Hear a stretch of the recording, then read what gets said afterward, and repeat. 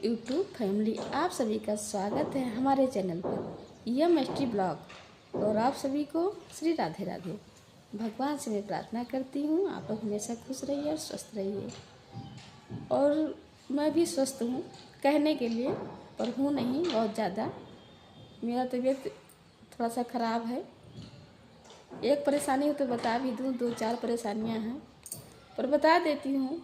जो हम दर्द होंगे उनको थोड़ा सा तकलीफ़ होगी, और जो हम दर्द नहीं होंगे उनको थोड़ा सा नहीं, इतना खुशी मिलेगी।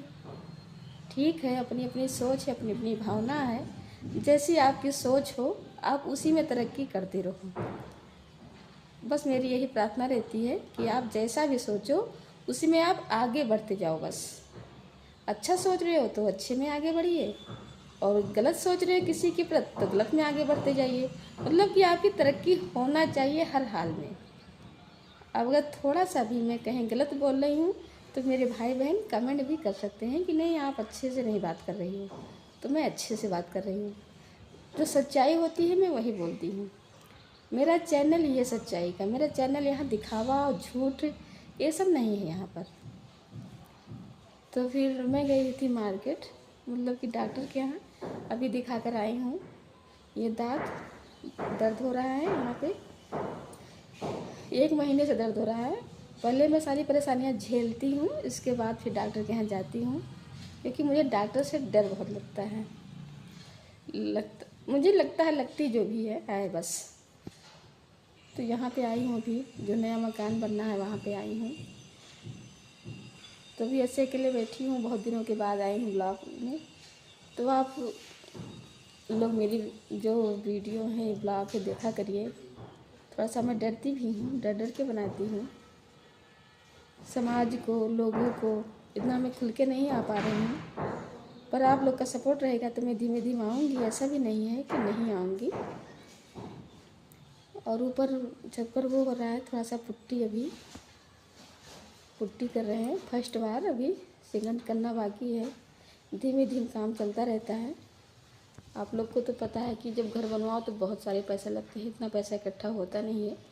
तो वही काम में थोड़ा टाइम लग जाता है, धीमे धीमे काम करवाते रहो। ऐसे ही सबका चलता है। जो समझदार भाई बहन होंगे समझ जाएंगे, ऐसा भी नहीं है, समझदार होते हैं, समझते हैं। जैसी मेरी प्रॉब्लम है वैसे उनकी प्रॉब्लम होती है। जो उसमें हाथ डाल देता है उसी को पता होता है, बाकी कहने वाले तो पता नहीं क्या क्या कहते रहते हैं। अभी स्टार्टिंग में हमने आपसे बता ही दिया है कि किसी की भावना को सब नहीं पढ़ पाते हैं। पढ़ना इतना आसान नहीं होता है किसी की भावना को। सब अपना अपना तकलीफ देखते हैं। जब अपने ऊपर बीतती है तो कहते हैं मैं कौन सा कर्म किया था जो मेरे ऊपर ऐसा हो रहा है। और दूसरे के ऊपर बीतती है, कभी अच्छा कर्म किए ही नहीं है तभी उनके ऊपर ऐसा हो रहा है। इन लोगों की मानसिकता बन चुकी है।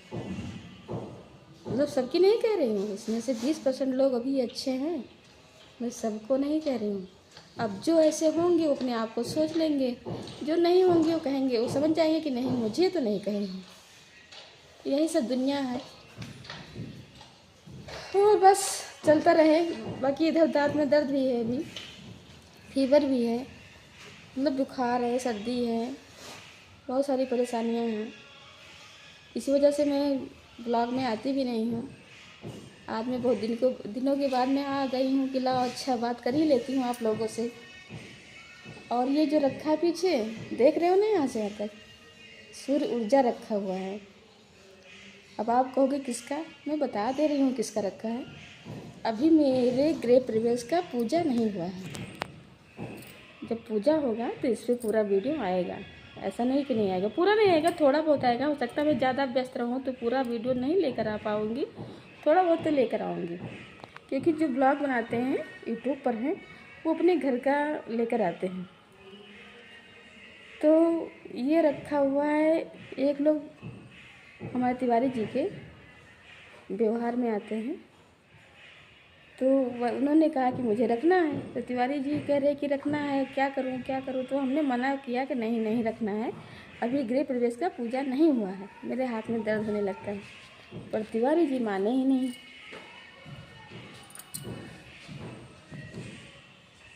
तिवारी जी माने ही नहीं। तिवारी जी अपना जवान वहाँ पर छोड़ दिए कि ठीक है आप रख सकते हो।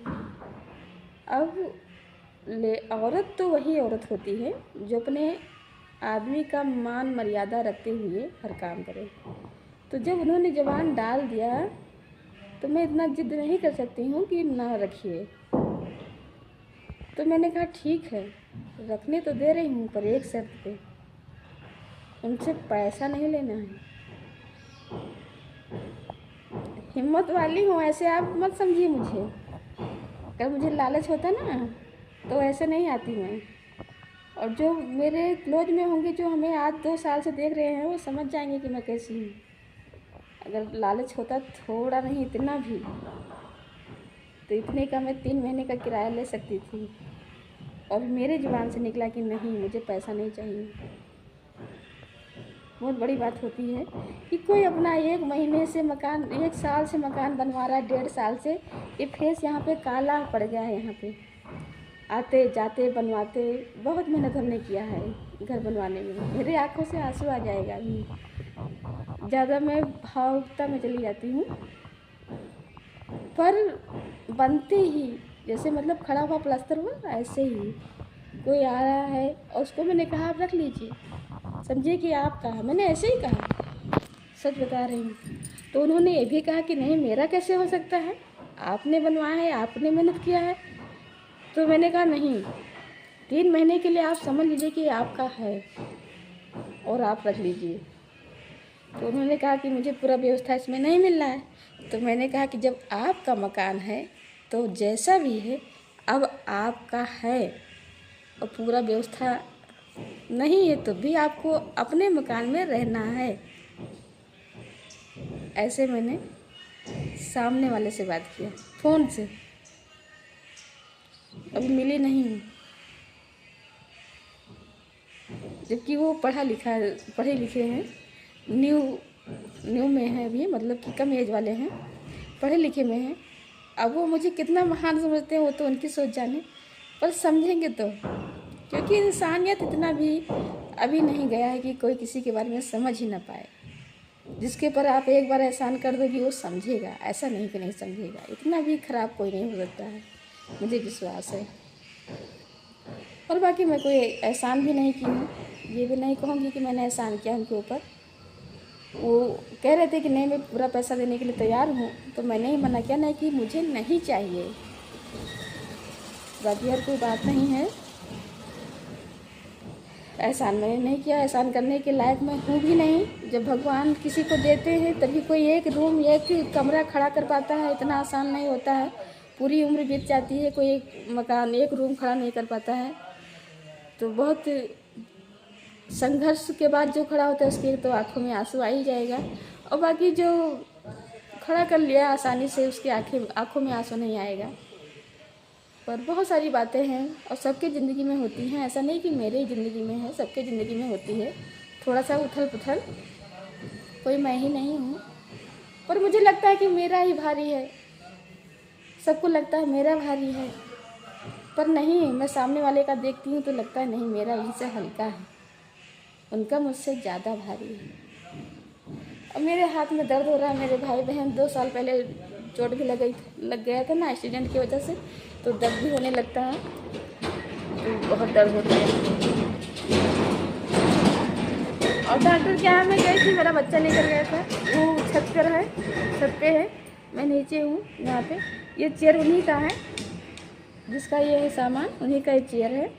तो उन्हीं के चेयर पर मैं बैठ करके आप लोगों से बात कर ले रही हूँ। और मेरे भाई बहन, बस मैं ठीक हूँ, आगे वीडियो लेकर आऊँगी आपके पास, ऐसा कुछ नहीं है। क्योंकि मेरे हाथों में दर्द हो रहा है, मैं कहाँ पर रख के फ़ोन वीडियो बनाऊँ। और भोजन भी बना था, तो थोड़ा सा बेटी ने हेल्प किया, थोड़ा सा मैं बनाई हूँ। जबकि हमारे तिवारी जी आज भोजन किए भी नहीं हैं, सुबह ड्यूटी चले गए तो नहीं कर पाए। सुबह मैं उठ भी नहीं पाई हूँ, क्योंकि मुझे सर्दी बुखार सब कुछ एक साथ में, कई बीमारियाँ, बड़ी बड़ी नहीं, छोटी है पर है। तो सर्दी बुखार, दांत में दर्द, तो इस वजह से मैं सुबह उनके लिए बना के तो दे नहीं पाई हूँ, चाय वाय दी हूँ बस। और जब मुझे, बस यही इतना बात है, बाकी आके आपसे बात करूँगी, ठीक है। आप लोग को धन्यवाद है मेरी वीडियो देखने के लिए, और लाइक कमेंट के लिए और भी धन्यवाद है।